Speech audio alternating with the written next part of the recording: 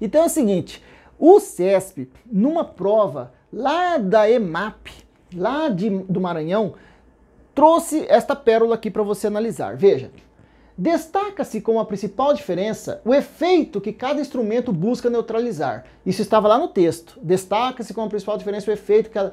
Tá, você saberia que efeito é esse lá dentro do contexto. Agora a banca vem e fala assim, o sujeito da oração iniciada por destaca-se é indeterminado, portanto, não está expresso. Sim, se o sujeito for indeterminado, não vai estar expresso.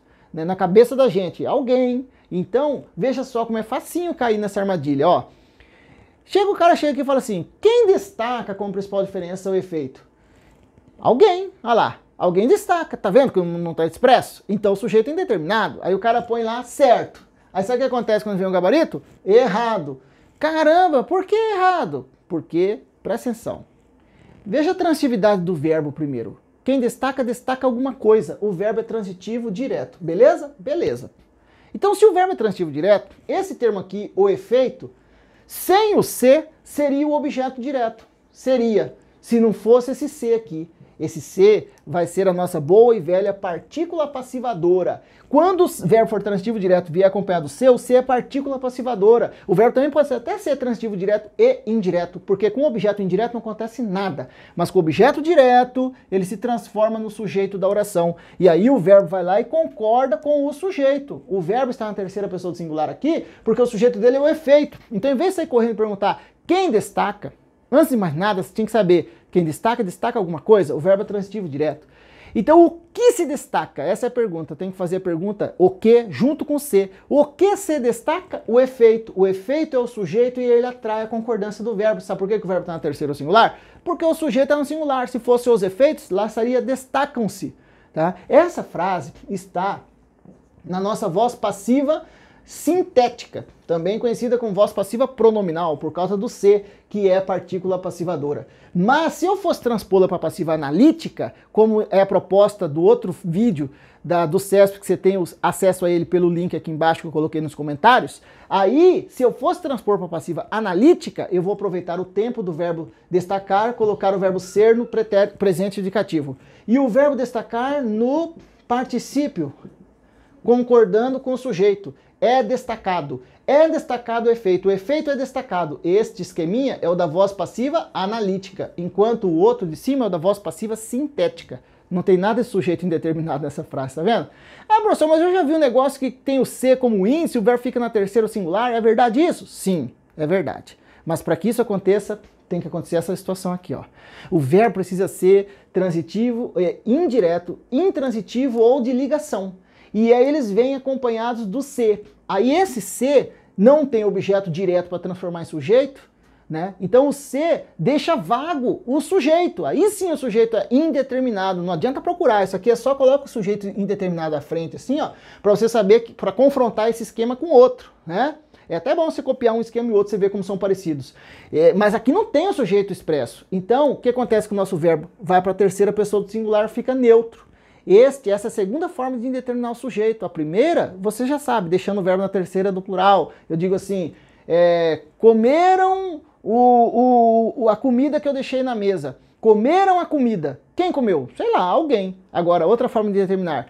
Come-se bem neste restaurante. Veja, nesse contexto, quem come, come. Aqui não tem objeto direto. Até podia ter, se tivesse não seria ser índice, mas como não tem, aqui o bem é o modo como se come, adjunto adverbial de modo, e nesse lugar adjunto adverbial de lugar. Não tem complemento para o verbo, então o verbo é intransitivo. Se o verbo é intransitivo, esse ser é o índice de determinação. Aí sim você chega e pergunta, quem come bem? Sei lá, alguém. Alguém, na cabeça da gente, não está escrito, na cabeça da gente, sujeito indeterminado. Outro, precisa-se de carpinteiros. Quem precisa, precisa de alguma coisa, de algo, de alguém, verbo transitivo indireto. E esse termo de carpinteiros, objeto indireto. Esse ser, de novo, índice de determinação do sujeito. E aí, quem que precisa de carpinteiros? Sei lá, alguém. Essa frase, por exemplo, é muito perigosa em questões de concordância. Fundação Carlos Chagas adora isso. O CESP também. Como carpinteiro está no plural, para testar a gente, o cara vem e coloca precisam-se de carpinteiros e pergunta se está certo. Tá errado, porque aí o verbo não concorda com ninguém, o sujeito é indeterminado, o se é índice e o verbo fica neutro na terceira pessoa do singular. tá? O fato de objeto indireto no plural não manda nada, tá vendo? E olha a última. Era-se feliz no tempo de criança. Verbo ser tem cara de verbo de ligação. Se tiver predicativo, será de ligação. Qual era a característica daquela pessoa no contexto lá, no tempo de infância? Feliz é o predicativo do sujeito. No tempo de infância, adjunto adverbial de tempo. Agora, era-se. Quem era feliz? Alguém. Esse ser, de novo, é o índice, já que o verbo é de ligação. Alguém era feliz, não sei quem exatamente. Aí sim valeria aquela afirmação que o CESP fez no item. Mas lá na outra, não. Lá era partícula passivadora. Não são muito parecidos? São. Então entenda uma coisa, coloque definitivamente uma coisa na sua cabeça. Não tem atalhos para estudar português. Você tem que estudar mesmo. Tá? Seguindo um caminho, um método, uma orientação. É passo a passo, é dia a dia. Não é uma avalanche, entende? Entenda o seguinte, que você tem que fazer um curso. O curso, o rio, ele corre o seu curso. Só que é um rio, esse rio nosso que é a preparação para concurso, é um rio de planalto. Ele vem descendo a montanha. Ele vai tomando corpo e volume. Quanto mais você vai estudando, mais informação vem. Só que você está preparado para isso. O rio está preparado para absorver todo esse conhecimento, porque ele começou simples. Ele começou num reguinho, num regato, mas ele vai aumentando, ele vai aumentando, vai aumentando. Esse rio vai caindo, vai correndo, vai correndo, vai correndo, e vai pegando velocidade, velocidade, velocidade. E lá na frente, ele deságua na foz. É como a foz do Iguaçu. Deságua tudo lá. Aquele barulho. O que é isso? É o dia da sua prova. Não é, se você não estiver preparado, você toma toda aquela avalanche como fala, aquela cachoeira de informação e dança. O canoinha vai cair, vai tombar.